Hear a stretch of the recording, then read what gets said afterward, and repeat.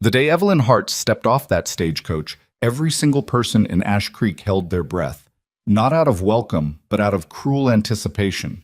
They had placed bets, literal bets, coins passed hand to hand at the general store, wagering on how fast she would scream when she saw his face. 12 years they had watched Gideon Mercer work their iron, shoe their horses, fix their gates, and for 12 years they had treated him like something that crawled out from under the earth. But nobody warned Evelyn. Nobody told her what waited at the end of that dusty road. If what happened next changed your mind about people, drop your city in the comments below. Let me see how far this story travels. The advertisement was 17 words long. Gideon Mercer counted them 4 times before he folded the paper and handed it across the counter to old Pete Hargrove, who ran the postal relay out of the back room of his dry goods store. Gideon had written the thing by lamplight, 3 nights in a row, filling up a dozen sheets before he settled on something honest enough to mean it and short enough not to embarrass himself further. Scarred frontier blacksmith, 39, seeks honest woman willing to share a hard but decent life. No illusions offered. Pete read it twice. He didn't say anything for a long moment, which Gideon appreciated, because Pete's first reactions were almost always cruel without Pete meaning them to be. "You want me to send this to the Matrimonial Gazette?" Pete said finally. It wasn't really a question. "That's what I said." "All right." Pete folded it back along the crease. "Your coin." Gideon put the money on the counter and walked out into the November cold without another word. The bell above the door rang behind him. 2 women on the boardwalk across the street saw him coming and turned to examine something in the hardware window with sudden, tremendous interest. He was used to that. He'd been used to it for a long time. He walked the half-mile back to his forge at the edge of town, hands shoved into his coat pockets, breath clouding in front of him. The mountains to the north were already white. Another hard winter coming, same as all the others. He stoked the forge back to life, picked up his hammer, and told himself he had done something foolish, and that nothing would come of it. And that was probably for the best. He almost believed it. Gideon Mercer had come to Ash Creek in the spring of his 27th year, arriving with a wagon, a full set of smithing tools, and both sides of his face still unmarked. He'd been a big man even then, broad through the shoulders, thick through the hands, the kind of man whose presence registered in a room before his face did. He hadn't been handsome exactly, but he'd been whole, and in those early years, the town had received him the way frontier settlements received anyone who showed up with a useful trade and a willingness to work. He had been careful with his money. He had built his own forge, expanded it twice, added a small attached cabin that was rough but solid. He had shod horses and repaired wagon wheels and made hinges and latches and iron weather vanes shaped like roosters that women in the valley seemed to admire. He had been, as far as anyone could tell, a reasonable and unremarkable man building a reasonable and unremarkable life. The fire happened in his 3rd autumn. A barn at the Kellerman property caught on the western edge of town, dry October wood going up fast the way it does, with a sound like paper crumpling except enormous and alive. Gideon had been walking back from the general store when he smelled it. He'd run toward it while others were still trying to figure out which direction the smoke was coming from. There were 2 horses trapped in the back stall and a milk cow too frightened to move. The men who'd arrived before him stood at the fence line watching the roof peak catch. Nobody was going in. You couldn't blame them exactly. It was a genuinely terrifying thing, a barn fire at full draw. But Gideon looked at those horses screaming and went in anyway. He got all 3 animals out. The roof came down on his way back through the second time, and a burning timber caught him across the left side of his face and neck. He remembered the heat mostly. Not pain, not at first, just heat, and then a sound like wind, and then he was on the ground in the yard and people were throwing water on him and someone was crying. He spent 6 weeks recovering at the Kellerman house, and when he finally got up and walked back to his forge, he stopped at the well and looked at his reflection in the water bucket. The left side of his face was ruin, puckered, drawn, the skin thick and pale in some places and dark red in others, pulling the corner of his eye slightly downward. His earlobe on that side was partially gone. The scarring ran down his neck and disappeared under his collar. He stood there a long time looking at himself. Then he picked up his hammer and went back to work. But what nobody in Ash Creek ever seemed to understand, or perhaps they understood it and simply chose not to honor it, was that the scar hadn't changed who Gideon was. He was still the same man who'd walked into that burning barn. He still shod their horses and fixed their gates. He still made those iron roosters. He still paid his accounts on time and spoke honestly and kept his word. But people are strange about faces. The cruelty hadn't started immediately. At first it was just discomfort. The way conversations went quiet when he walked in. The way people's eyes moved off his face and found something else to study. He understood that. He'd seen his own reflection. He knew it was startling if you weren't expecting it. But discomfort had a way of curdling in small communities with long winters and not enough to occupy themselves with. The discomfort became whispers, and the whispers became jokes, and the jokes became something more mean-spirited and settled, like a habit the town had gotten into and couldn't quite break. Children were the worst because children hadn't yet learned to hide it. They'd stare with their mouths open or burst into tears, or worst of all, run to their mothers pointing. Gideon had taught himself not to look at children directly when their parents were nearby. It was easier. The adults were subtler but not better. There was Dale Pryor at the saloon who called him the monster, with a grin that dared you to object. There was Margaret Cass, the Reverend's wife, who had organized 3 separate socials in the past 5 years to which Gideon had never been invited, despite being a regular churchgoer himself. There was Samuel Holt, and Gideon's stomach tightened whenever he thought of Holt, who ran the biggest cattle operation in the valley, and who seemed to take particular pleasure in reminding Gideon, at every available opportunity, of his place in the social order. Gideon endured all of it with a silence that people mistook for acceptance. It wasn't acceptance. It was just exhaustion. By the time he wrote that advertisement, he had stopped expecting things from people. He'd reached a kind of flat gray equilibrium. Not happy, not despairing, just enduring. He woke up, he worked, he ate alone, he slept, he woke up again. The forge was good. The work was honest. That had to be enough. He told himself it was enough. At night, listening to the wind come down off the mountains, he was somewhat less convincing. Evelyn Hart read the advertisement on a Tuesday in February, sitting at the kitchen table of her sister's house in Millhaven with a cup of tea gone cold at her elbow and a stack of unpaid bills that she'd already looked at enough times to have them memorized. She almost didn't read it at all.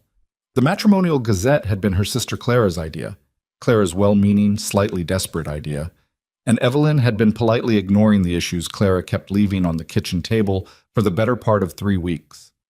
The women in those pages were always presented as blooming with hidden virtue, and the men were always presented as established and steady, and none of it bore much resemblance to the world Evelyn had actually lived in. But that Tuesday, the bills were particularly oppressive, and the tea was cold, and Clara had taken the children somewhere, and the house was very quiet, and Evelyn picked up the Gazette mostly because it was the only thing on the table that wasn't a bill. She read through a dozen advertisements with the practiced detachment of someone expecting nothing. Farmers seeking companionship, widowers with children, a merchant in need of a capable and pleasant-natured wife, which made her snort into her cold tea. Pleasant-natured. As if she hadn't been pleasant-natured through 6 years of a marriage that asked everything of her, and a widowhood that hadn't been much kinder. Thomas Hart had not been a bad man. That was always what she told people, and it was true. He hadn't been bad. He'd been weak and a little reckless, and he died of a fever when their daughter was 2 years old and left Evelyn with a small house, a smaller inheritance, and a child to raise on the income from taking in mending. The child, her Margaret, her fierce little girl, had died the following winter of the same fever, or something like it, and after that Evelyn had moved to Clara's house because she had nowhere else to go, and because she didn't entirely trust herself alone. That had been 3 years ago. She was 35 years old, and she was tired in a way that sleep didn't fix. Not sad exactly. She had made her peace with the sadness, or something approximating peace, but worn, like fabric that had been washed too many times and gone thin. She almost turned the page when she saw it. Scarred frontier blacksmith, 39, seeks honest woman willing to share a hard but decent life. No illusions offered. She read it again. Then she read it a third time. There was something in it that was different from all the others. Not the content exactly, but the character of it. The other advertisements had a salesman's quality, a careful arrangement of appealing features. This one read like a man who had thought carefully about what he actually had to offer and had decided finally to just say it plain. No illusions offered. Evelyn set down the Gazette. She picked it back up. She thought about it for the rest of the afternoon and through dinner, and while she lay awake listening to Clara's children sleep across the hall. And in the morning, she sat back down at that kitchen table with a fresh cup of tea, hot this time, and wrote a letter. She didn't plan what she would say before she started writing. She just wrote, "Mr. Mercer, I'll be honest with you in return, since that seems to be the spirit of your advertisement. I am a 35-year-old widow with no money to speak of, no property, no family beyond a sister who is kind but has her own difficulties. I have been told I am capable, and I believe that's true, though I have had little opportunity to prove it on my own terms. I am not a woman who frightens easily. I am not a woman who requires perfection, in circumstances, in people, or in faces. You said no illusions offered. I appreciate that. Here is one thing I can offer you in return. I will not pretend to be something I'm not, and I will not ask you to be something you're not either. I think that might be the most useful foundation for anything. If you are still interested, I would be glad to correspond further. Evelyn Hart." She sealed it and gave it to Clara to post before she could talk herself out of it. Gideon's first letter back took him the better part of a week to write. He wasn't a poor writer. He had been schooled well enough, and he read when he could get books, but he had grown unaccustomed to putting himself into words. The forge was easier. Iron asked nothing of you except skill and effort, and it didn't look at your face while you worked. He wrote 4 drafts. The first was too formal, the second was too apologetic, the third was too long and wandered into a description of the mountains that felt embarrassing in retrospect. The fourth one he wrote in a single sitting on a Thursday night with the fire burning low, and he sent it before he could second-guess it. He told her the truth about the scar. He told her how it had happened, not for sympathy, but because he didn't want there to be any surprises. He told her what the town was like, which was honest enough to be unflattering. He told her what the work was like, what the winters were like, what the cabin was like, which was small and cold until you got the fire going and then merely small. He told her that he had been alone for a long time and that he had grown accustomed to it, but that he wasn't certain accustomed and content were the same thing. He almost crossed that last part out. He sent it with the crossing out left in. They wrote to each other for 3 months. It was Gideon who began to look forward to Tuesdays, which was when Pete Hargrove sorted the mail. He told himself he was merely curious.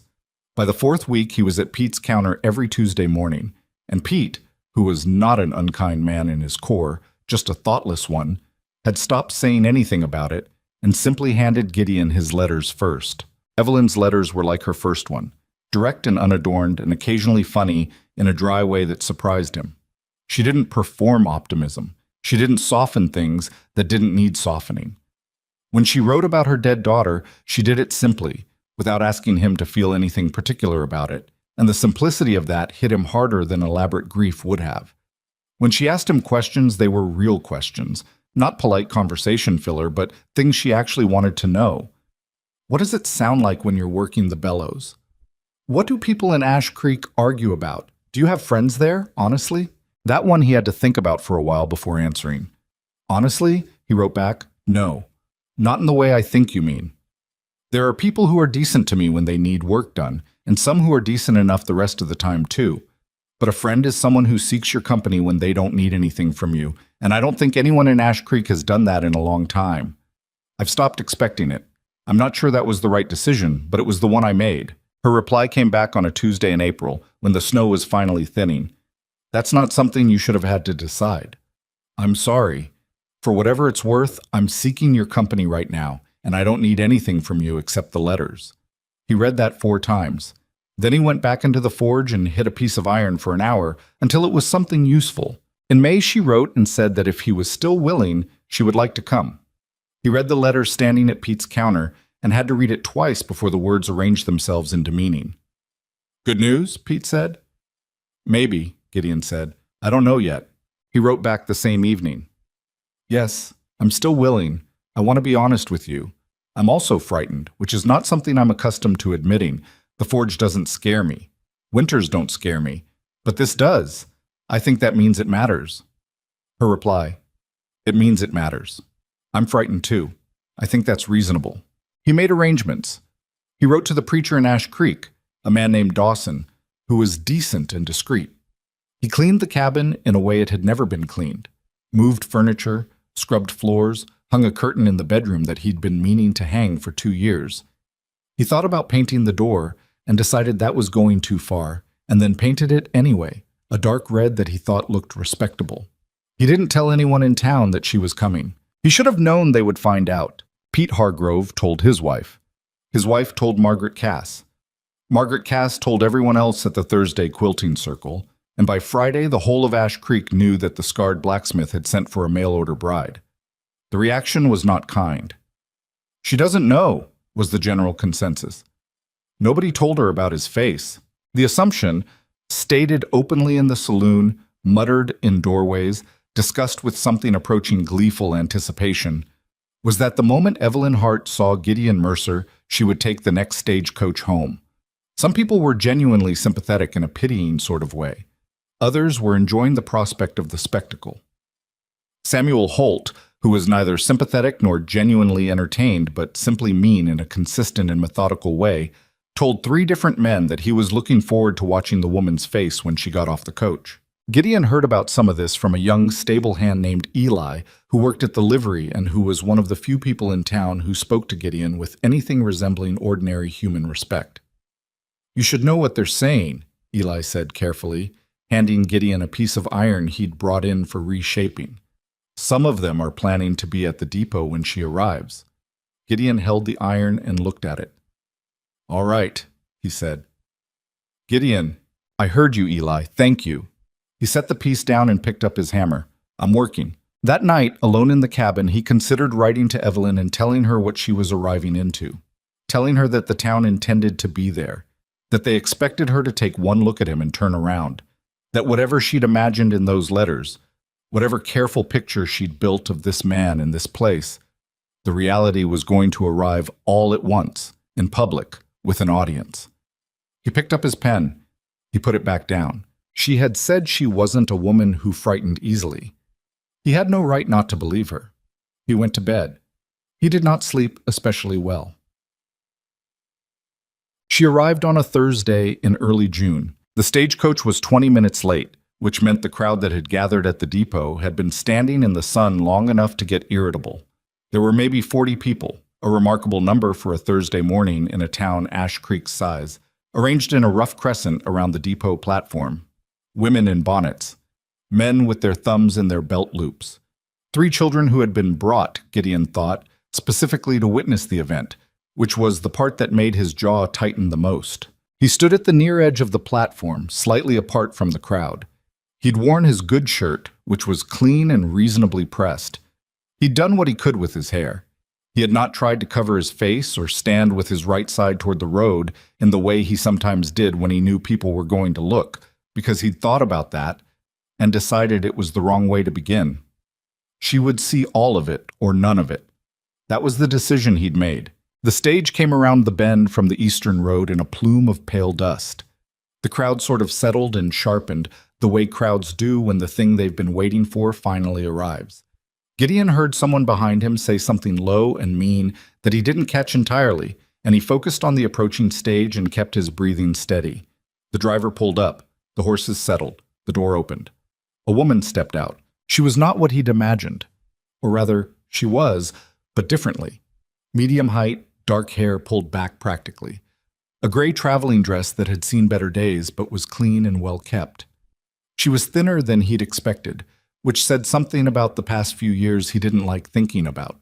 She had a small leather traveling bag and a larger trunk that the driver handed down after her, and she stood on the depot platform for a moment looking around in the matter-of-fact way of someone arriving in a new place and taking inventory.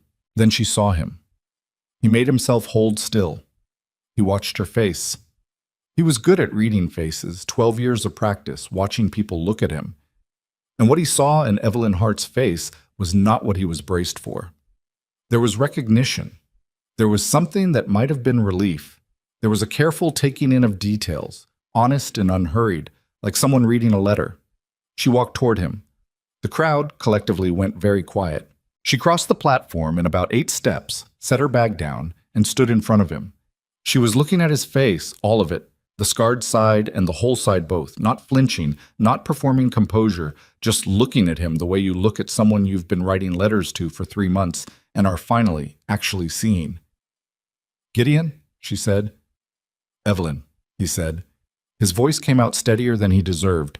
"It's good to meet you," she said, and then she reached out and took his hand, his big, rough, calloused Smith's hand, and held it and said, "Let's go home." The crowd didn't say anything. Gideon picked up her trunk. They walked off the depot platform together, and the town of Ash Creek watched them go, and nobody said a single word. Not then. The silence lasted about 4 hours. By afternoon, the version circulating was already beginning to reshape itself around what people wanted to believe rather than what they had seen. She didn't get a good look at him yet. She will. Wait, Gideon heard none of this immediately. He and Evelyn walked the half-mile to the cabin, and he showed her where things were, and he made coffee on the stove while she looked around the small space with an expression he couldn't entirely read. The cabin was what it was. One main room, a separate small bedroom, a stone fireplace, a window with actual glass that he'd paid too much for and didn't regret. The red door. "You painted the door recently," she said. "Couple weeks ago. I like it." She ran her thumb along the frame. "Red was a good choice." He handed her the coffee. She wrapped both hands around it and looked at him over the rim. "You're waiting for something to go wrong," she said. He didn't deny it. "Old habit." "I'm not going to scream," she said. I'm not going to run. I wrote you 14 letters. I didn't write them to someone I was afraid of." "I know," he said. "Do you?" She wasn't being sharp about it, just asking. He thought about it honestly. "Not all the way," he admitted. She nodded like that was a fair answer. "That's all right. We've got time." They sat at his kitchen table and talked until the light went outside and he had to light the lamp, and it was easy in a way that surprised him. Not comfortable exactly, because nothing about the situation was comfortable, but real. She asked him about the forge, and he found himself actually explaining it, the way he never explained anything to anyone because people in Ash Creek had never been especially interested. She told him about Clara's house and the mending and the years after her daughter died, and she told it plainly without asking him to say anything particular in response, and he appreciated that deeply. "I should warn you," he said eventually, when the lamp had been burning a while, "about how the town is." "I got a sense of it today," she said. "Today was the good version," he said. "They were in shock. It'll be different when they've had time to organize their opinions." She looked at him steadily. "Are their opinions going to change the facts?" "No." "Then I'm not especially worried about their opinions."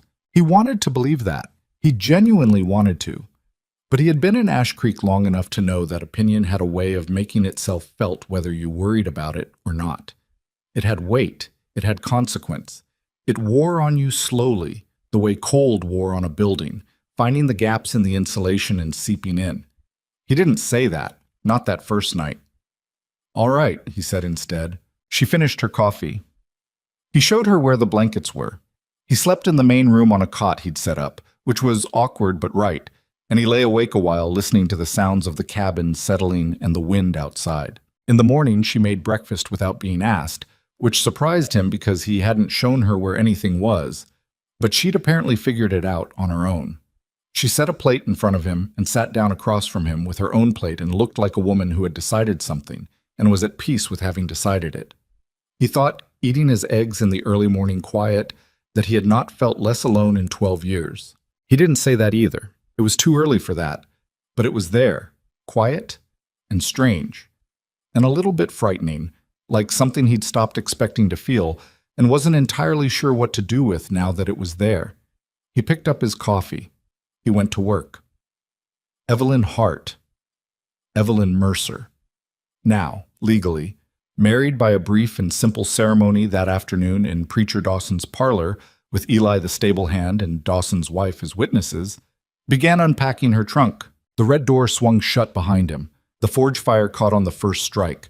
Somewhere out in the town of Ash Creek, 40 people were rearranging their expectations, and none of them, not a single one, had any idea yet what kind of woman had just arrived. The first week was the quiet before the weather turned. Inside the cabin, they found a rhythm the way two careful people find things in the dark, slowly, by feel, without making a production of it. Evelyn learned that Gideon took his coffee black and too hot, and that he was at the forge by first light every morning without exception. Gideon learned that Evelyn was not a woman who needed conversation to fill silence, which suited him, but that when she did speak, she expected to be heard, which suited him even better. She cooked without complaint on a stove that ran hot on the left side. He fixed the stove's left side on the fourth day without her asking, which she noticed and didn't make a fuss about, which he appreciated. It was not a perfect domesticity. The cabin was too small for two people to navigate without occasionally stepping into each other's spaces, and they were still essentially strangers, and the awkwardness of that had its own texture. The careful way they both moved around the bedroom situation, the moments at the table when conversation flagged and they both looked at their plates, and neither one knew quite how to restart it. But it was honest awkwardness, the kind you can live with, and neither of them pretended otherwise. What lived outside the cabin was a different matter. The town's shock had worn off by Monday. Evelyn felt it the first time she walked into Pete Hargrove's store for flour and salt, and a few other things, carrying the list she and Gideon had put together at the kitchen table Sunday night. Pete was decent enough directly. He measured out what she needed and took her money without incident. But there were two women at the far end of the counter who went very quiet when she came in and then resumed talking at a volume clearly designed to be overheard. "She must not have seen him in the light yet," one of them said to the other. "Or maybe she's got her own problems," the other replied in a tone that made the word problems carry considerable weight. Evelyn set her coin on the counter. She picked up her parcels. She turned toward the door and then stopped. She turned back. "I can hear you," she said to the two women, pleasantly. Not angrily, just informatively, the way you'd tell someone their hat was crooked. "I could hear you when I came in too. I want you to know that, so you can make an informed decision about what you say next." The two women stared at her. Evelyn nodded politely and walked out. She held the pleasantness all the way back to the cabin and then set the parcels on the table and stood at the window for a minute looking at the forge where she could see the orange glow through the open doors. She wasn't shaking. She was just tired already, and it had only been 4 days. She'd known it would be like this. Gideon had warned her, and even before Gideon, she'd known the kind of small community cruelty that fixed itself onto anything it could identify as different. She wasn't naive. But knowing something and standing inside it were two separate experiences, and she would be lying to herself if she said the second wasn't harder than the first. What she hadn't anticipated was how much it would bother her specifically on Gideon's behalf. Her own bruising she could manage, but the thought of him absorbing this day after day for 12 years, walking into that same store, past those same women, buying his flour and his salt, and walking back to an empty cabin that sat in her chest like a stone. She put the groceries away. She made supper. When Gideon came in from the forge, smelling of iron and smoke, she put a plate in front of him and said, "I went to Hargrove's today." He looked at her. He could read something in her face. "How was it?" "Educational," she said, and sat down across from him. He was quiet a moment. "Which women?" "I don't know their names." "Was one of them taller, reddish hair, usually wearing a blue bonnet?" "Yes." "That's Louise Pryor. Her husband runs the saloon." He cut into his food. "And the other one?" "Shorter, brown dress." "That'd be Alice Cass." He chewed, set his fork down. "I'm sorry." "Don't be sorry on my account. Be sorry on yours. You've been dealing with them considerably longer." He made a sound that wasn't quite a laugh. "You get used to it." "You shouldn't have had to." He looked at her across the table with an expression she was beginning to recognize. Something careful, slightly defensive, like a man who'd learned that pity and genuine concern looked the same from far enough away and had stopped being able to tell the difference. "I'm not pitying you," she said, before he could retreat into the silence he used like armor. "I'm stating a fact. You shouldn't have had to get used to it. That's different." He picked his fork back up. "All right," he said, and she couldn't entirely tell if he believed her, but he didn't close off the conversation entirely, and she counted that as something. That night she lay awake in the small bedroom, listening to the wind and thinking about the kind of patience this place was going to require. Not the graceful kind, not the kind that looked good from outside, but the grinding practical kind that you maintained even when you didn't feel like it, even when it cost you something, because the alternative was to let the town's ugliness shape what happened inside that cabin, and she had not come 500 miles to let that happen. She'd made a decision. She intended to stick to it. What she hadn't figured out yet was what sticking to it was actually going to look like in practice. The answer came from an unexpected direction, about 10 days in the form of an 8-year-old girl named Lucy Dawson. Preacher Dawson's youngest had apparently decided, entirely on her own initiative, that Gideon's forge was interesting and that the man who ran it was worth investigating. Evelyn was at the cabin one afternoon when she heard Gideon's voice through the open forge doors. Not his usual working silence, but actual words. The cautious tone of someone who has been ambushed by a small person and is trying to navigate the situation with dignity. "You're not supposed to be in here," Gideon was saying. "I'm not touching anything," a child's voice replied, with the careful precision of someone who had identified the exact loophole in the rule. "You said don't touch. I'm just watching. Your mother know you're here. She knows I'm not at home." "That's not the same thing." "I know. Are you making a horse?" A pause. "A hinge." "What's a hinge for?" "Doors and gates, mostly. Things that need to open and close." "Can you make a horse?" Another pause, longer this time. Evelyn stood in the doorway of the cabin and didn't move. "I have made horses," Gideon said finally. "I've made cats and roosters and a fish once, for a man up in the valley." "A fish? Out of iron?" "You'd be surprised what iron can do." Evelyn listened to the conversation continue in this way for another 10 minutes. Lucy asking questions with the relentless efficiency of a child who has found a genuinely interesting subject. Gideon answering in his careful, spare way that slowly, almost imperceptibly, loosened, and she felt something in her chest shift and settle in a way she hadn't expected. He was different with the child. Not completely different. Still the same measured, careful man. But the walls were lower somehow. Lucy hadn't given him time to put them up, probably, just walked in and started asking questions without any of the weight that adult interactions carried. And Gideon, who had 12 years of practice defending himself against adult judgment, had no particular defense against an 8-year-old who wanted to know if he could make an iron fish. She went back inside without saying anything. That evening at supper, she mentioned it carefully. "Preacher Dawson's daughter came by the forge today." Gideon's expression shifted into something complicated. "I know. I told her she shouldn't be in there. It's not safe for children. She seemed perfectly safe. You were watching her. Her mother's going to have opinions about it." "Probably." Evelyn looked at him. "Does she bother you, Lucy?" He thought about that. "No," he said slowly, like he was checking the word against the truth of it. "She asks a lot of questions. She's 8. She doesn't look at my face like—" He stopped. "Like most people do," Evelyn finished, without making anything of it. He nodded once, went back to his food. She didn't press it, but she thought about it afterward.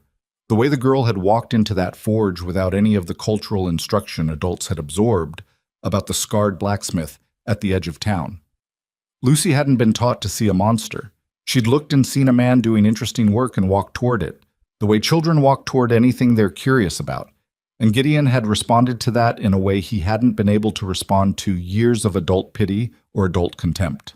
Children didn't perform their feelings. That was the thing. Lucy was interested, so she asked questions. There was no gap between the internal experience and the external expression. No layer of social calculation. And Gideon, who had been buried under other people's social calculations for 12 years, had simply answered her. And for a little while the forge had sounded like an ordinary place where an ordinary man was doing ordinary work. Lucy came back the next day and the day after that. Her mother did have opinions. Martha Dawson came to the cabin on the 3rd day. A thin, nervous woman who was fundamentally decent and fundamentally afraid of what other people would say about her daughter spending time at the Mercer Forge. She stood on the red-doored threshold and twisted her hands and explained that she hoped Evelyn would understand that it wasn't anything personal. It was just that people talked, and Lucy was young enough that the association might— "Might what?" Evelyn asked. Martha stopped. "Pardon?" "Might what, exactly? What's the harm in your daughter watching a man work iron?" Martha's hands twisted harder. "People talk," she said again. "People talk anyway," Evelyn said. and she kept her voice pleasant because she had decided that pleasant was her register with this town. A particular kind of pleasant that had iron in it. They were talking long before Lucy started visiting the forge. If you want to keep her away because of the fire risk, I understand that and I'll pass it along.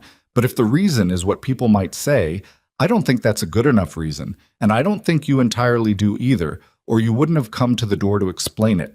You'd have just told Lucy no and left it at that. Martha stood on the doorstep for a long moment. She seems very happy there, Martha said finally, quietly. She is, Evelyn said, and he's careful with her. He's good with her. Martha went home and Lucy kept coming to the forge. This was not a simple or comfortable resolution. Martha remained anxious, and some women in town made pointed observations about the Dawson girl and the Mercer place. But Lucy herself was magnificently indifferent to all of it in the way that only certain children can be, the ones who are still young enough to understand the world primarily through what they personally experience rather than what they're told to expect. What she experienced at the forge was a patient man who let her watch and answered her questions, and one afternoon, without announcing he was going to do it, sat down and bent a small piece of soft iron into the shape of a rabbit and handed it to her. Lucy held the iron rabbit and looked at it for a long time. "It's got ears," she said. "Most rabbits do," Gideon said.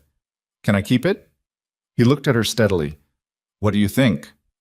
She kept it. She showed everyone who would stand still long enough to look, which was mostly other children, since most adults weren't especially interested in what Lucy Dawson was carrying around. But children circulate differently than adults. They carry things back to their households and talk about them at the supper table without any of the editorial filtering adults apply. 3 separate families heard, through their children, about the iron rabbit and the blacksmith who had made it, and while none of the adults in those families did anything significant with that information, it sat somewhere at the back of things and stayed there. Meanwhile, the pressure on Evelyn and Gideon from the rest of the town was consistent and wearing. It was almost never dramatic. The dramatic confrontations were still mostly ahead of them. It was the daily accumulation of small things that ground at you. The way invitations to social events still didn't include Gideon. The way certain men in the saloon went quiet when Evelyn came into the dry goods store next door. The way Dale Pryor had taken to making comments that were just barely within the range of things a man could claim he didn't mean. One afternoon in late July, Gideon came home from a delivery to the Kellerman Ranch. The same ranch where the fire had been, where he'd earned his scars. With his jaw set and his eyes flat in the way that meant something had happened that he was choosing not to discuss. Evelyn waited until after supper. "What was it?" she asked. "Nothing." "Gideon." He set down his coffee, looked at the table. "Holt was at Kellerman's when I got there. He and Kellerman and 2 of Holt's men. They were having some kind of business discussion on the porch, and I came around the corner with the wheel parts, and..." He stopped. "And?" she said. Holt said something, in front of the others. His voice was level in the way it got when he was working to keep it that way. "About why Jim Kellerman would want a man like me near his property. Considering what happened to the barn, the implication landed like something physical." "He implied it was your fault," Evelyn said. "The fire. He didn't say it outright. He's too careful for that. But everyone there understood what he meant." Gideon's hand closed around the coffee cup. "Kellerman didn't say anything back. He just looked at his boots." The silence sat between them. Evelyn thought about what to say and took her time about it, because her first instinct was the wrong one. Her first instinct was the hot, satisfying kind of anger that felt good and accomplished nothing. She let it move through her and settle. "Jim Kellerman knows what happened in that barn," she said finally. "Yes?" "He was there." "Yes." "And he said nothing." Gideon looked up at her. "People don't, usually. Not when Holt's the one talking." "Why?" "Because Holt owns a lot of land and more debt.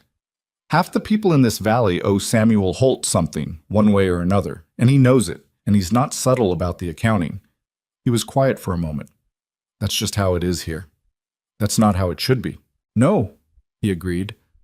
"But it is." She looked at him for a long moment. At the scarred half of his face, which she had stopped seeing as a disfigurement somewhere in the second week, and now just saw as his face, the whole of it.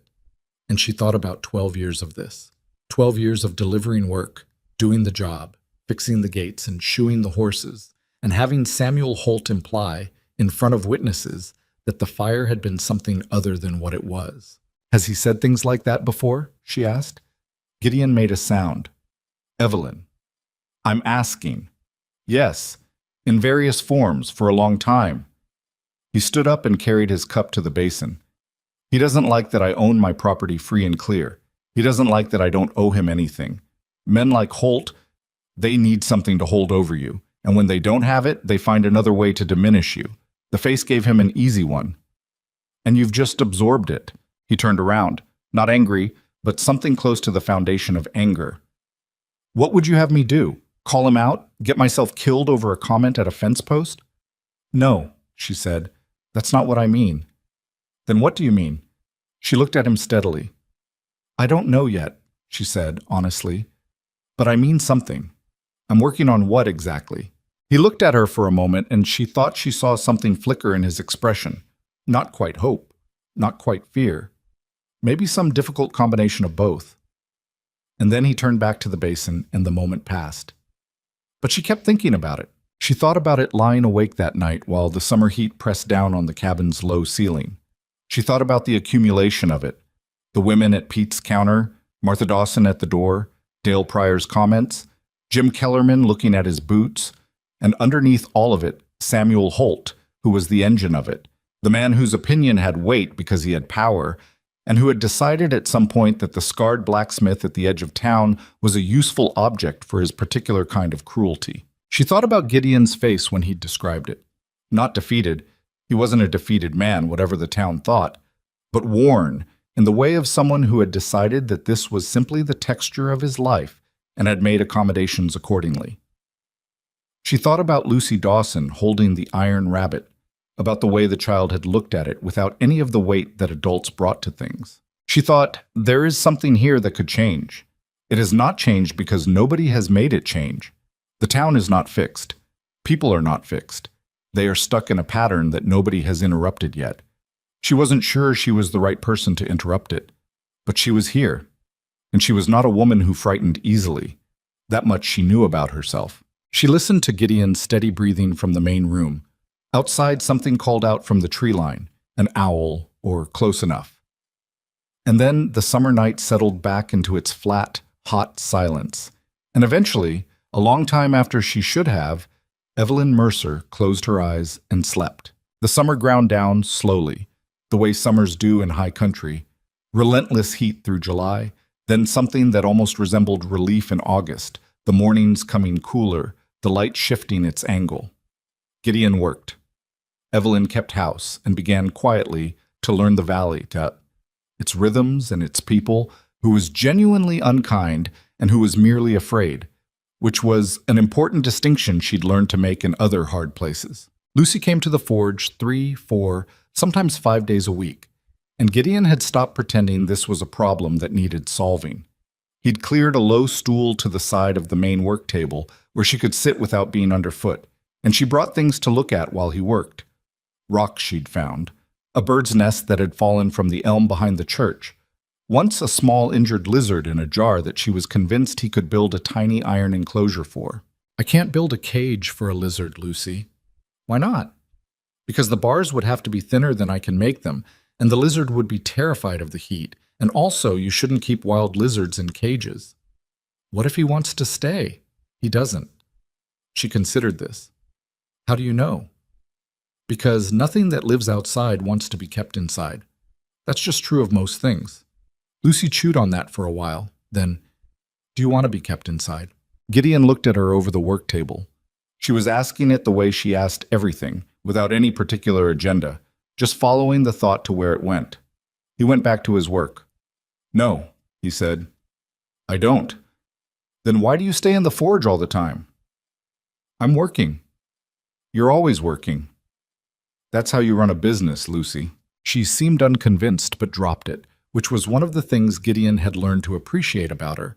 She pushed until she felt the real resistance, and then she stopped, which was more than most adults managed. She set the lizard jar on the stool beside her and watched him work, and the forge went quiet again, except for the bellows and the hammer and the particular sound iron makes when it's being asked to become something it wasn't before. Evelyn, watching from the doorway on those afternoons, thought about what Gideon had said to the girl. Nothing that lives outside wants to be kept inside. He'd said it about the lizard, and he'd meant it about the lizard, but it sat with her in the way that true things sit with you even when they're said sideways. By September, she had a clear enough picture of Ash Creek to understand that the problem had a center, and the center was Samuel Holt. It wasn't just that Holt was cruel, though he was. It was that he was the kind of man whose cruelty had social permission. He was wealthy enough and established enough that the town had, over time, constructed a version of reality in which Holt's opinions carried authority. When Holt said something dismissive about Gideon, it wasn't just one man's meanness, it gave other people license. It told them that their own discomfort about the scarred blacksmith was legitimate, was shared by the most important man in the valley, and was therefore fine to act on. Evelyn understood this structure because she had seen versions of it before. The specific man was different, but the architecture was familiar. One person whose power other people borrowed to justify what they already wanted to feel. She had not figured out what to do about it. She was still working on that. What broke things open was not something she had planned. It was a Saturday in late September, the kind of bright, cold fall day that made the mountains look like they'd been cut from blue paper and set against the sky. There was a gathering at the depot, not a formal event, just the loose accumulation that happened when the monthly supply wagon came through and half the town came out to collect orders and visit and stand around in the sun. Gideon needed to pick up an order of iron rod he'd placed 2 months prior, and Evelyn went with him because she had her own items to collect and because she'd made a practice of not letting him face the town alone when she could help it. She had learned over the past 4 months to read the crowd the way you read weather, the quality of the silence when Gideon approached, the particular way people's eyes moved. She had learned which silences were just awkwardness and which had intent behind them. And as she and Gideon moved through the depot yard, she could feel the intent before she could locate the source of it. She found the source near the supply wagon. Samuel Holt was a big man. Not as big as Gideon, but big in the way of men who've spent their lives expecting rooms to accommodate them. He was somewhere in his mid-50s, with a rancher's weathered face and a rancher's particular kind of confidence that came from owning a significant portion of what was visible in any given direction. He was standing with 3 of his men and Jim Kellerman and 2 others Evelyn didn't know well, all of them in the good mood of men who'd been drinking since before noon, which was a different kind of danger than the sober kind. Gideon had seen him. His jaw had done the thing it did. He angled toward the supply wagon to find the depot man about his iron rod, and Evelyn stayed beside him, and for a moment it seemed like the morning might pass without incident. Then Holt said, loudly enough to be heard clearly across the yard, "There goes Mercer, surprised he brings the wife to town. Most men try to keep their embarrassments at home." The yard went quiet in that specific way. Not the natural quiet of people pausing, but the held breath quiet of people waiting to see what would happen. Gideon stopped walking. He didn't turn around. He just stopped. And Evelyn could see the deliberate effort of it, the decision he was making in real time, the same decision he'd made 100 times before she understood, the decision to absorb it, to keep moving, to survive it the way he survived the cold, by enduring. She had watched him make that decision for 4 months. She stepped forward. She turned around. She faced Samuel Holt across the depot yard with every person in that yard watching her, and she did not shout, did not make her voice sharp or theatrical, just spoke at a volume that carried clearly and with a steadiness that she felt all the way down to the ground under her feet. "Mr. Holt," she said, "I'd like to ask you something." Holt looked at her with the particular amusement of a man who doesn't yet understand that he's in trouble. "Mrs. Mercer," he said, and the way he said it had a smirk folded inside it. "That scar on my husband's face," she said. "Do you know how he got it?" "Everybody knows," Holt said, with a shrug that implied the story was less impressive than it had been told. "Barn fire out at Kellerman's." "Yes," Evelyn said, "at Kellerman's." She let that sit for a breath. "Jim Kellerman is standing right there. Jim, do you want to tell Mr. Holt what happened that night? Who went in and who didn't?" Jim Kellerman's face went the color of old chalk. He looked at his boots. Same as Gideon had described. Same reflex, same calculation. "That's what I thought," Evelyn said, not unkindly. She looked back at Holt. 2 horses and a milk cow. My husband went into that burning barn and brought out 2 horses and a milk cow, while the other men present found reasons to stay at the fence line. He went in twice. The roof came down on the second trip. She paused. The scar you find so entertaining is what courage looks like after the fire goes out. I want to be clear about that in front of everyone standing here, because I think some people in this town have been confused about what it represents. Holt's expression had changed. The amusement was gone and something colder had replaced it, the look of a man recalculating. "That's a fine speech," he said, "for a woman who showed up 4 months ago knowing nothing about—" "I know about the debt," Evelyn said. The yard went so quiet she could hear the horses at the hitching post shifting their weight. Holt's eyes narrowed. "Excuse me?" "The lumber debt, from the Mitchell account." She watched his face. "My husband did the ironwork on the Mitchell barn. All of it. Mitchell paid him in part and settled the rest against an account that turned out to be yours. Gideon's never collected what he's owed from that, Mr. Holt, because—" She looked at the people around her, at their listening faces.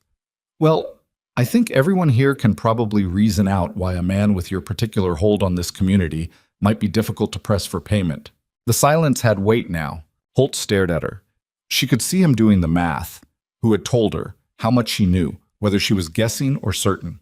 She kept her expression neutral and let him wonder, because the truth was that Eli the stable hand had mentioned the Mitchell account in passing 3 weeks ago, and Evelyn had spent 2 weeks carefully piecing together from various sources what the full situation was, and she was about 70% certain on the details, but was presenting herself as 100% certain because that was the only way this worked.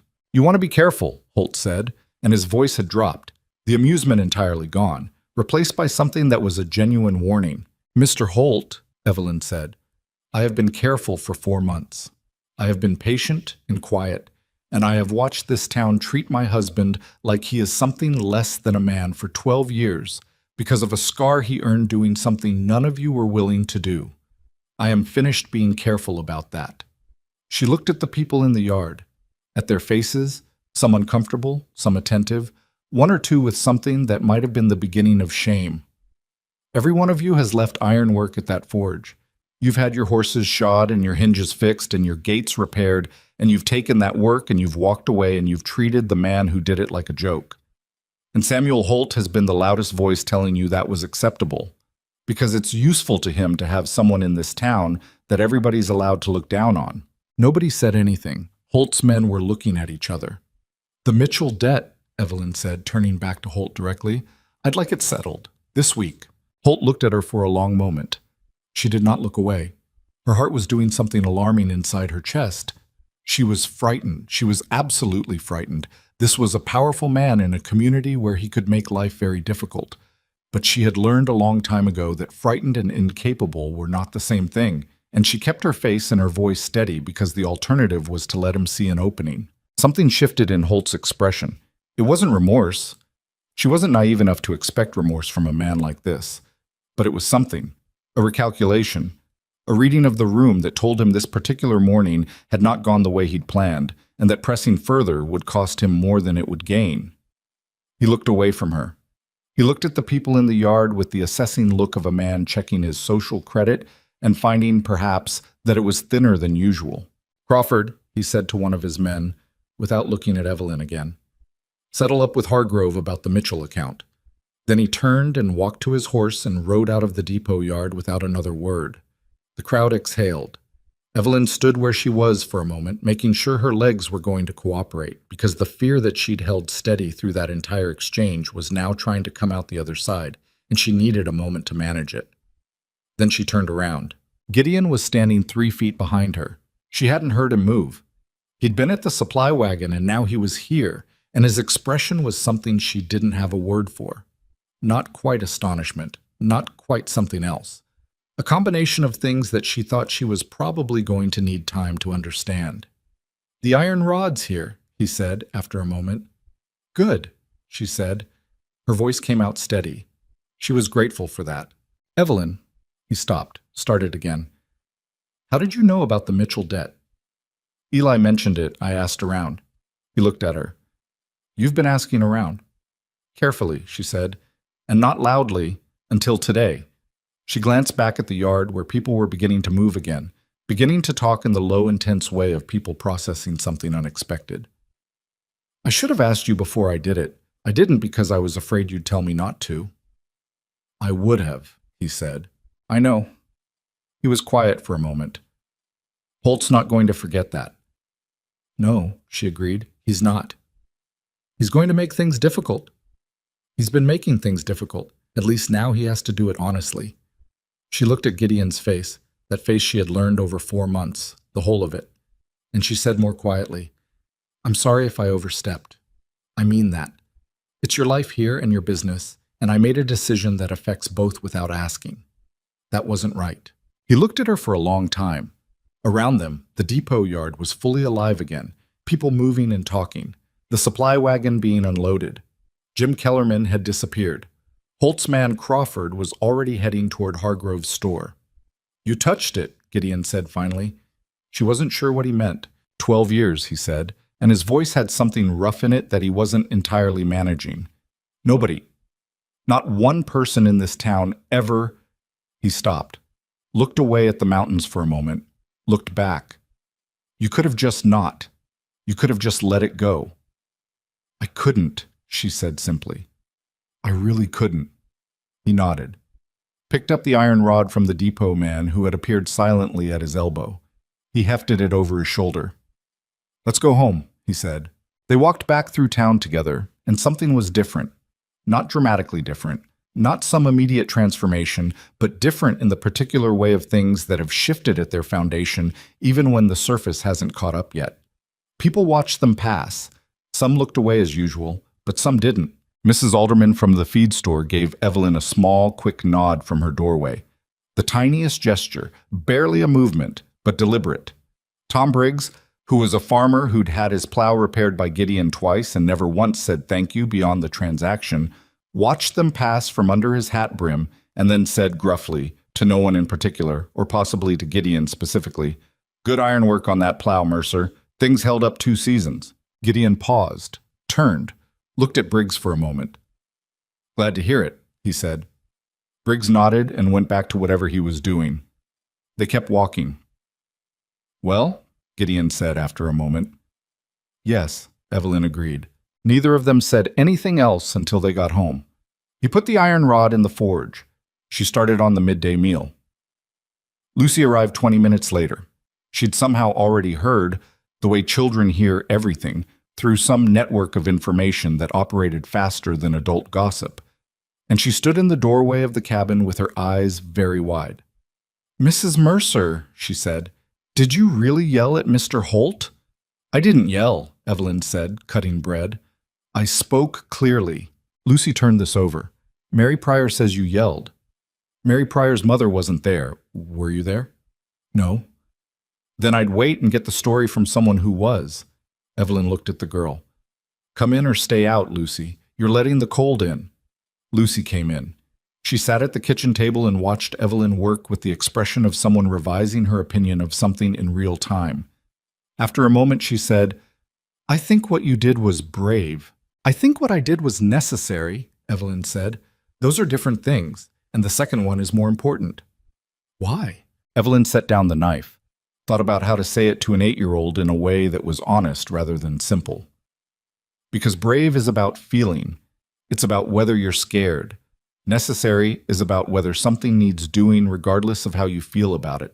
The necessary things, you do them because they're right, not because you're not scared. I was scared today. Lucy looked at her. You didn't look scared. That's different from not being scared. Lucy sat with this for a while. From the forge came the sound of the fire and the bellows, Gideon working in his ordinary way, the steady percussion of the hammer. Lucy listened to it for a moment. He never said anything back to them, she said. All the times they were mean to him, he just kept working. Yes, Evelyn said. Why? Because he thought that was the only safe option. And maybe it was, for a long time. She picked up the knife again. But sometimes things change.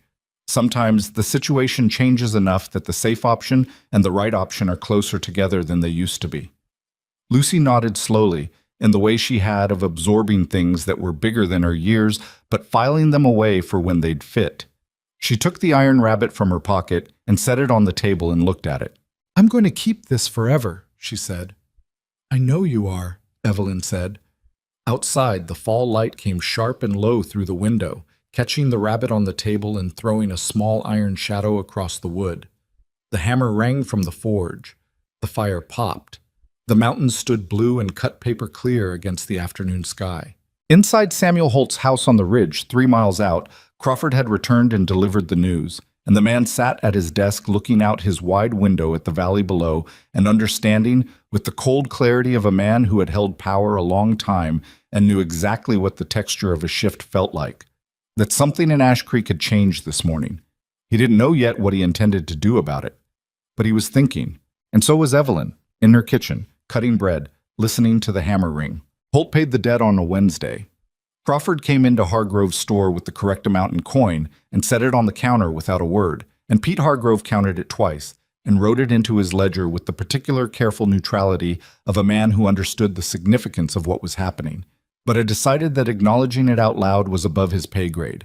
He sent word to Gideon through Eli, who delivered the message with barely concealed satisfaction. Gideon received the news at the forge, read the note Eli had written it on, folded it once, and put it in his shirt pocket. He went back to work. If he felt anything particular about it, vindication, relief, some complicated mixture of both, he kept it in the same place he kept most things, which was somewhere interior and not especially accessible. Evelyn, when he told her that evening, nodded once and said, "Good," and then asked if he wanted more coffee, and that was that. What she felt privately was more layered, a kind of exhausted satisfaction, like finishing a long piece of hard physical work.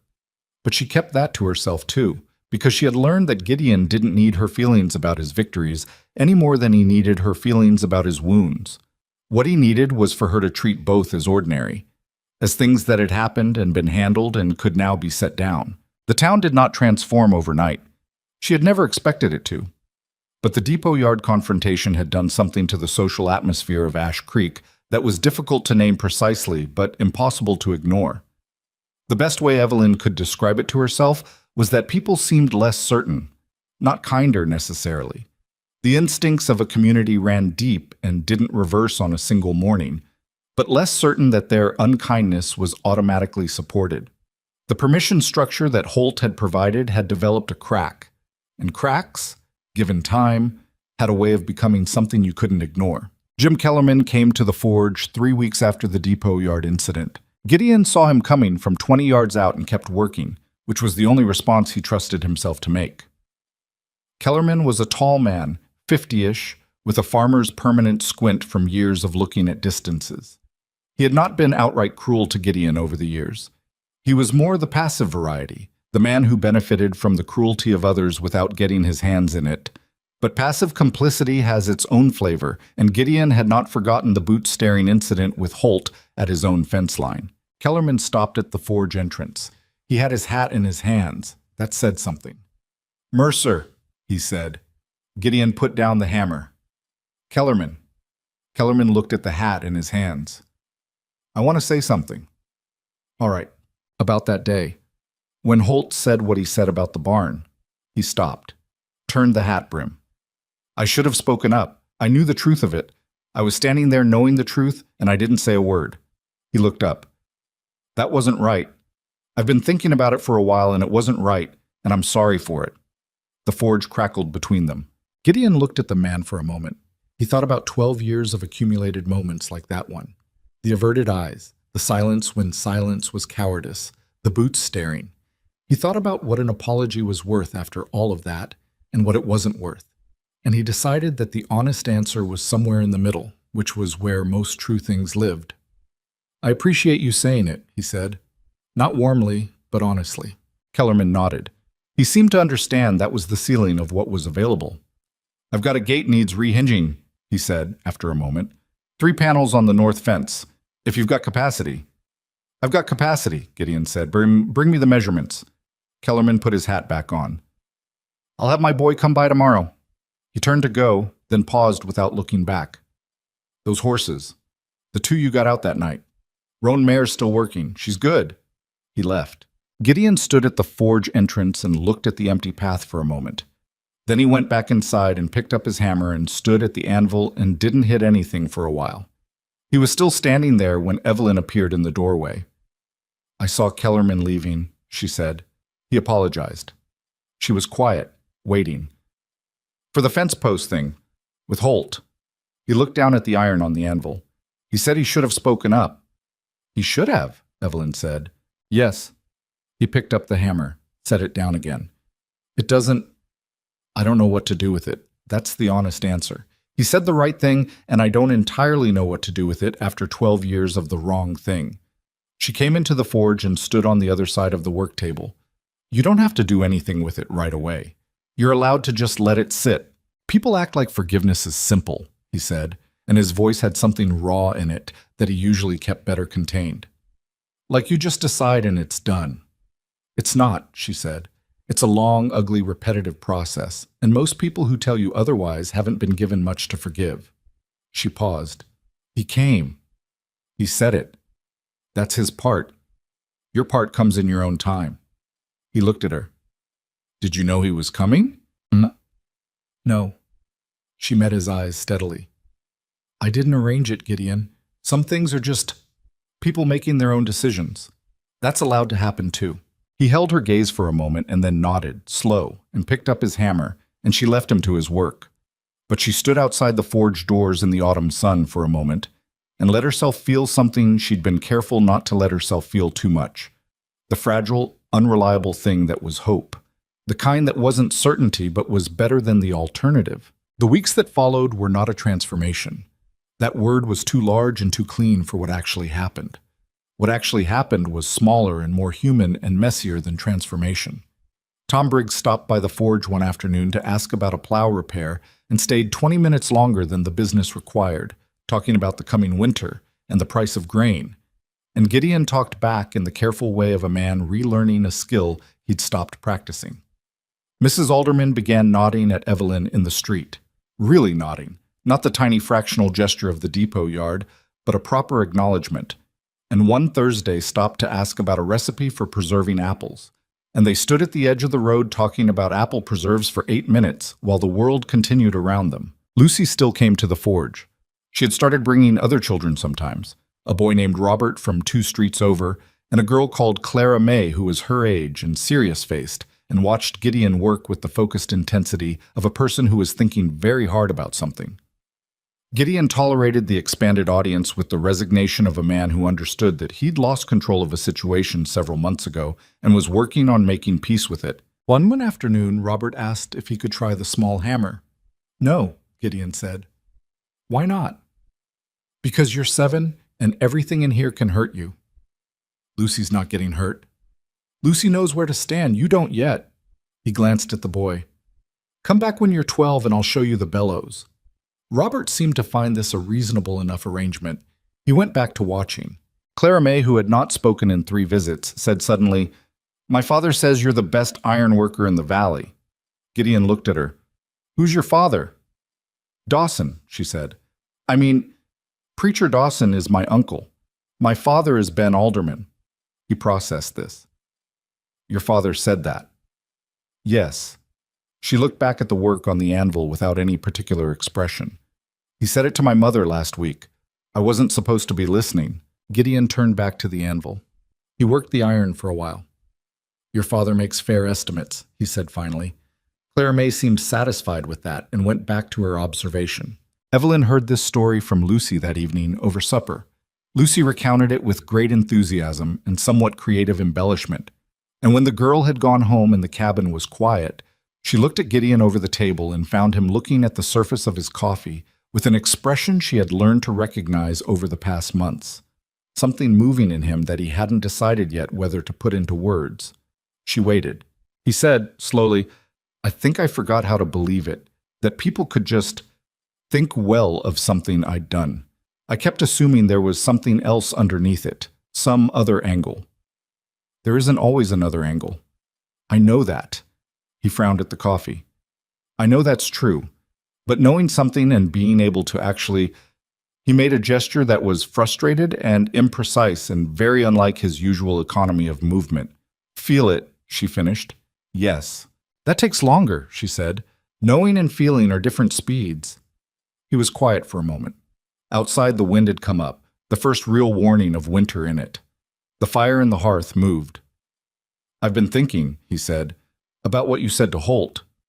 She waited, about what the scar represents. He touched the left side of his face, not self-consciously, but deliberately, the way you touch something you're trying to think clearly about. "I haven't thought about it that way in a long time. Mostly, it was a thing that happened, a thing I live with." "It's both," she said. "It can be both." "I know." He set his hand back on the table. "Before you came, I'd gotten to the point where I thought the town's version of it was just the version, the permanent version, that they'd decided what it meant and that was what it meant, and there wasn't anything to be done about that. And now?" He thought about it carefully. "Now I think I'd just run out of energy to argue with them. That's different from them being right." She looked at him steadily. "Yes," she said. "That's very different." He nodded, looked at his coffee again. "There's something else," he said. His voice had changed, quieter, the careful tone of someone approaching something they've been avoiding for a while. "Something I need to say to you, and I haven't found the right time for it. I'm not sure there's a right time, so I'm just going to say it now." She kept her face still and waited. "I've been waiting," he said, "since you came, for you to—" He stopped, tried again. "You're a capable woman. You're an educated woman. You're someone who could have— There were other options for you. Better ones, I know that." "Gideon, let me finish." He looked up at her. "I've been waiting for the morning you wake up and the math changes. When the difficulty of this outweighs whatever you thought you were coming to. I've been watching for it. Every day I've been watching for it, and I know that's—" He paused. "I know that's not fair to you, to be waiting for you to leave. But I don't know how to stop doing it." The fire shifted in the hearth. The wind moved against the windows. Evelyn looked at him for a long moment. She thought about the 14 letters. She thought about the 500 miles. She thought about the red door, which had been his way of making something welcoming before he knew how to be welcoming himself. She thought about all the things she could say, all the ways she could be reassuring and eloquent and say the right words in the right order. And then she put all of that aside because Gideon Mercer was not a man who needed eloquence. He needed honesty. That was what had reached her in the first place. 17 words in a matrimonial gazette. No illusions offered.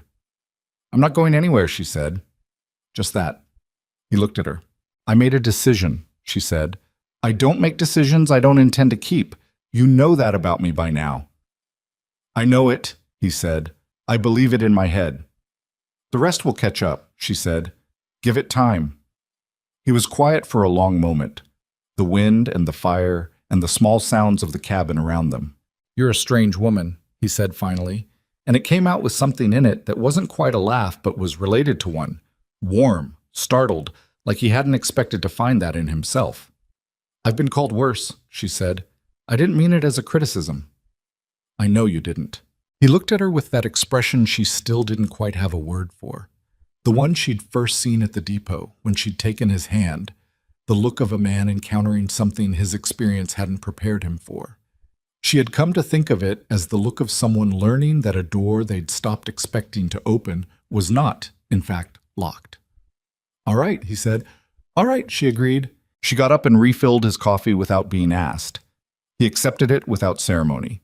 They sat at the table while the wind worked at the eaves and the fire settled. And the silence between them was the good kind, the kind that doesn't need filling, that two people can inhabit together without either one of them feeling the particular loneliness of being misunderstood. It was not a resolution, not yet. There was still the matter of Holt, who had gone quiet but had not gone away, and whose quiet had the specific quality of a man who was waiting for his moment rather than a man who had accepted defeat. There was still the daily work of a town relearning how to see a man. It had mislabeled for 12 years, which was slow and imperfect, and 2 steps forward, 1 step back. There was still the internal work inside Gideon himself, the long, unglamorous process of dismantling a self-understanding that had been built by other people's cruelty and which did not come apart quickly, no matter how much the evidence mounted against it. But in the cabin, that evening, with the wind outside and the fire inside, and the coffee going warm between his hands, Gideon Mercer sat across from his wife, and was not, for the first time in a very long time, bracing for something to go wrong. It was a small thing. It was, in the full accounting of a life, an unremarkable thing. But it was real, and it was his, and he held on to it carefully, the way you hold something you've almost stopped believing you'd ever get to hold. Outside, the first snow of winter came in quietly off the mountains, settling over Ash Creek without announcement, covering the forge and the red door and the long road into town in a clean, impartial white that made everything look, just for a little while, like it was starting over. The snow that came in quietly that first night of winter did not stay quiet for long. By December, Ash Creek was buried under 2 feet of it, and the cold that followed was the serious kind, the kind that cracked wood and froze pump handles, and reminded everyone in the valley that the frontier did not make allowances for social drama or personal grudges. It had its own priorities, and survival was the first one. In that way, winter was almost fair. It pressed down on everyone equally, and the things that had seemed urgent in September had a way of shrinking to their proper size when the temperature dropped below zero, and staying alive required everyone's full attention. Gideon worked through the cold the way he worked through everything, steadily, without complaint, with the particular endurance of a man who had long ago stopped expecting conditions to be comfortable. The forge was warm, at least, which was more than most could say. Neighbors who had been managing a cautious new politeness in the fall now had genuine reasons to seek him out. Hinges that had frozen shut, chains that had snapped in the cold, a plow blade that had hit a buried rock and bent badly. He fixed what came to him and charged fair prices and said little, and people paid and left and came back when they needed something else. The difference, and it was a real difference even if it was a quiet one, was in the texture of those transactions. Men who brought their work in looked him in the face when they talked.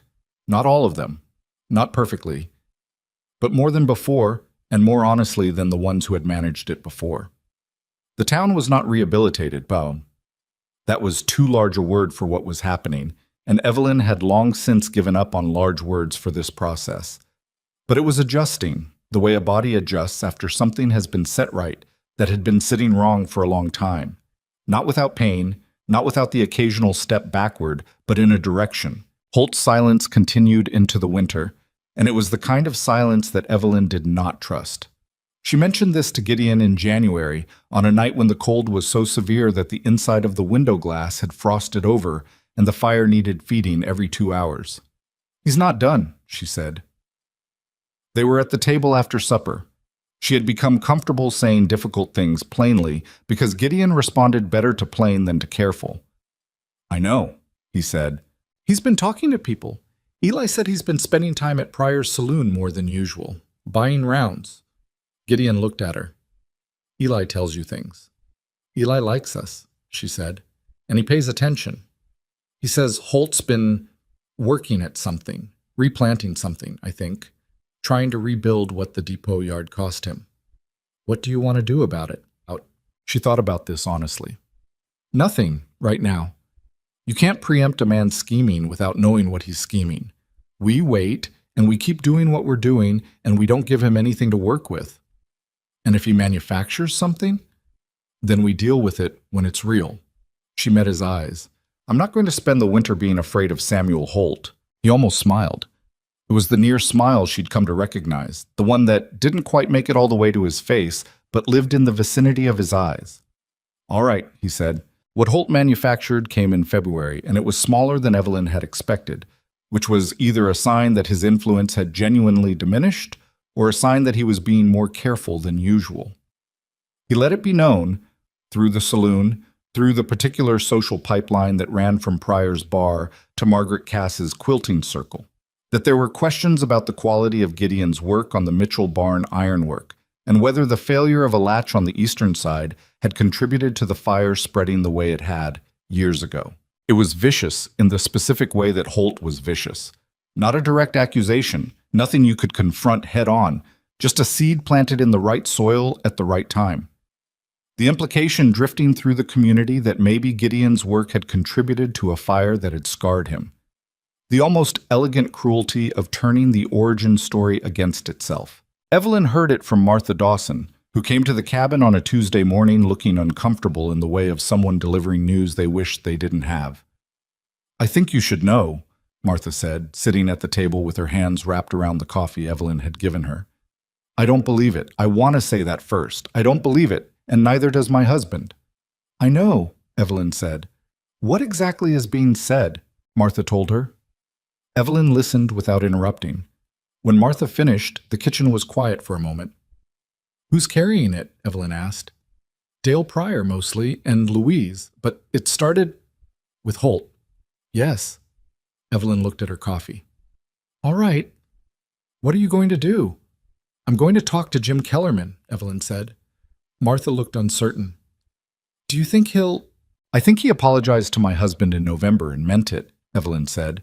And I think this is the moment when an apology becomes worth something or doesn't. She went to Kellerman's that afternoon, riding the horse Gideon had bought in October. A steady, unremarkable mare, named by no one in particular, which Evelyn had taken to calling Frances in her head without ever saying it out loud. The cold was brutal on the road, and she kept Frances moving at a pace that generated warmth and arrived at the Kellerman spread with her face half frozen and her patience entirely intact. Jim Kellerman came to the door himself. He looked at her for a moment. Then he stepped aside and let her in. She told him what was being said. He listened at the kitchen table with his jaw getting progressively tighter and his coffee growing cold in front of him. That latch didn't fail, he said when she was done. I had my men look at everything after the fire. The fire started in the hay storage. Nothing to do with the ironwork. I know that. You know that. Do you have anyone who can say it officially? He was quiet. Jim, she said. Not harshly, just directly. You stood at a fence line in November and said you should have spoken up. You had a chance to say it then, and you didn't take it. This is another chance. She looked at him steadily. You told my husband the roan mare was still working. She is, because of what he did. I think you know that, and I think you've known it for 12 years, and I think carrying that is part of why you came to the forge and said what you said. Kellerman looked at the table, not at his boots this time. At the table, which was progress of a sort. I'll go see Hargrove, he said. He keeps written accounts of major repairs and purchases. The Mitchell Barn ironwork will be in there with the date and the sign-off. He looked up. I'll make sure people know what the written record says. Thank you, she said. Don't thank me, he said gruffly. It's just the truth. Should have been the truth all along. She rode back to Ash Creek with the cold at her back and something loosening in her chest that she hadn't realized was wound so tight. Not relief exactly, more like the feeling after you've been holding something heavy for so long you've stopped noticing the weight, and then you set it down and your arms register the absence. She told Gideon that evening. He sat with it for a while. The fire, the cold outside. Lucy had been by that afternoon and left behind a drawing she'd made, a rough, earnest rendering of the forge with a figure at the anvil, recognizable only by the size and the proportions, which was Gideon, left on the work table with no explanation, just left, the way children leave things they mean as gifts without wanting to make a ceremony of it. You didn't have to do that, he said. I know. I could have handled it. I know that too. She looked at him. I wanted to. That's allowed. He looked at the drawing on the table, the rough child's lines, the figure at the anvil that was him. I don't know how to do this, he said. Not the Holt situation. That had a practical shape, a beginning and a middle and hopefully an end. Something else. The thing they'd been circling since the coffee table conversation in November. I'm not practiced at being... I don't have the... He stopped, frustrated with himself. At being loved, she said quietly, without making it a large statement. He was still. Yes. I know, she said. You're not practiced at it. You've had very little practice. That's not a character flaw, Gideon. It's just a gap in your experience. He looked at his hands on the table. I'm trying. I know you are. I notice things, he said. I notice that I... He paused, chose carefully. When I hear you in the kitchen in the morning before I'm up, just the sound of you moving around, I notice that it matters to me. That it matters a great deal. He looked up. I don't know if I say that enough.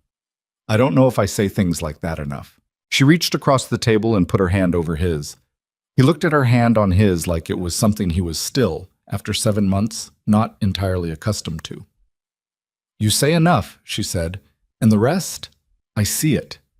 I see it in how you work and how you've started talking to people a little more, and how you let Lucy bring Robert and Clara May to the forge, even though they drive you absolutely mad. He snorted. Robert asked me last week if iron could be made into a sword. What did you say? I said theoretically yes, and also absolutely not in this forge. He'll be back about it. I know.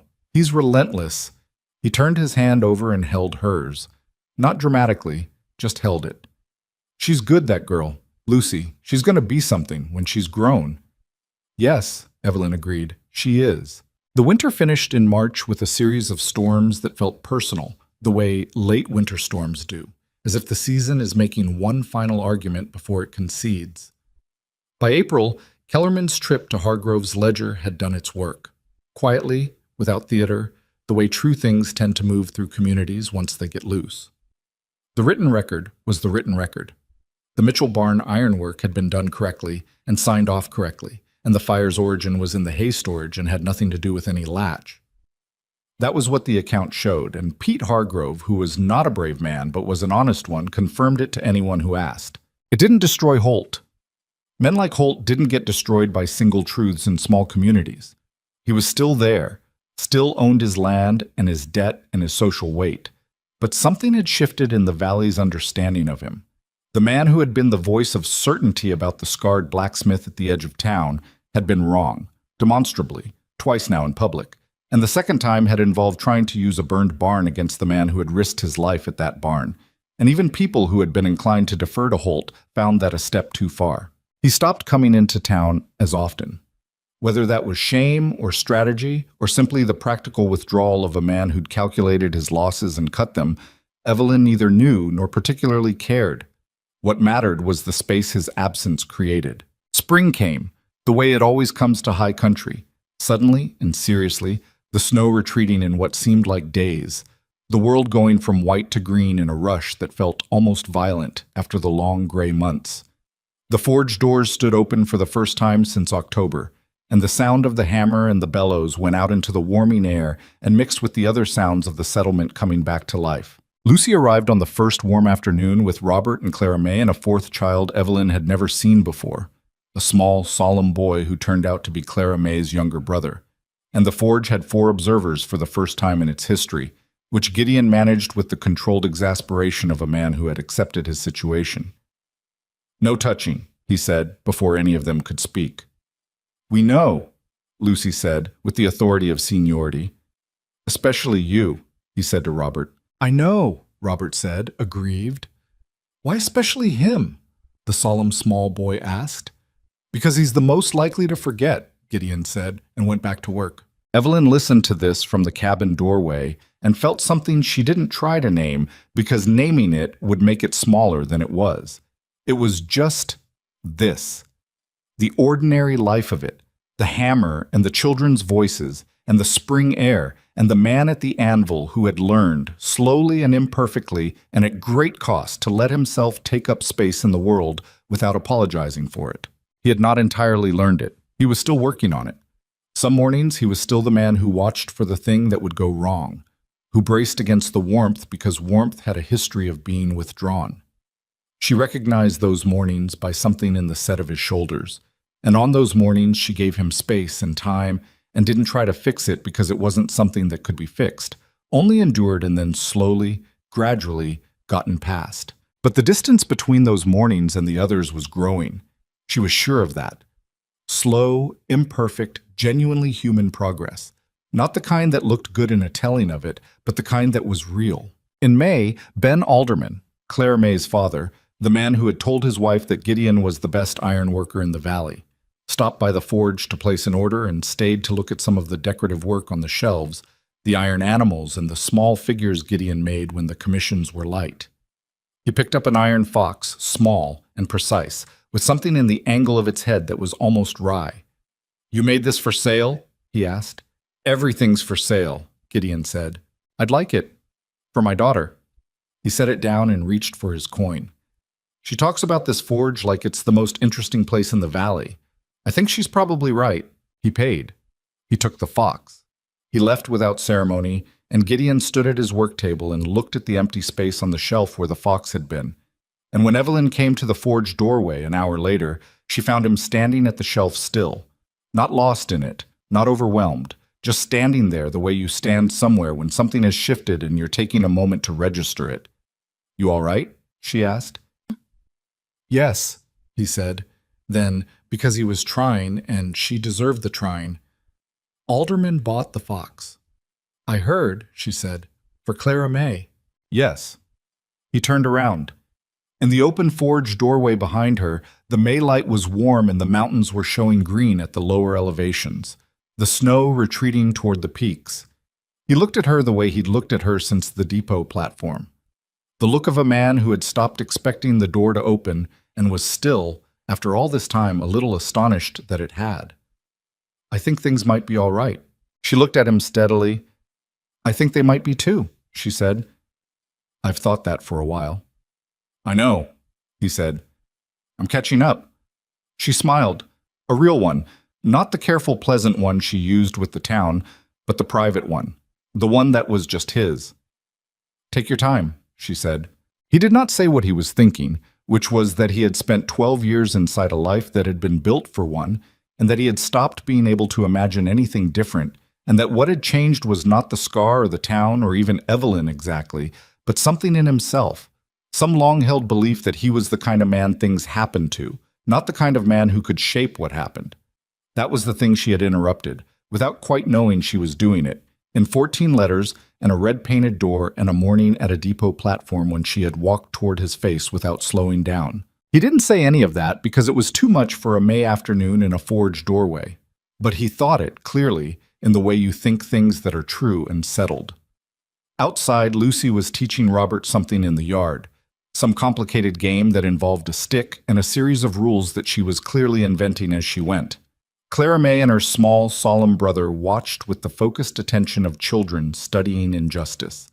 The mountains stood, the light moved. Gideon picked up his hammer. He went back to work. And the town of Ash Creek went on around him, imperfect, slow-changing, human in all the ways that word means both its worst and its best things. And he was part of it, not despite his face, but simply as himself, which was all he had ever been, and all, it turned out, that was required.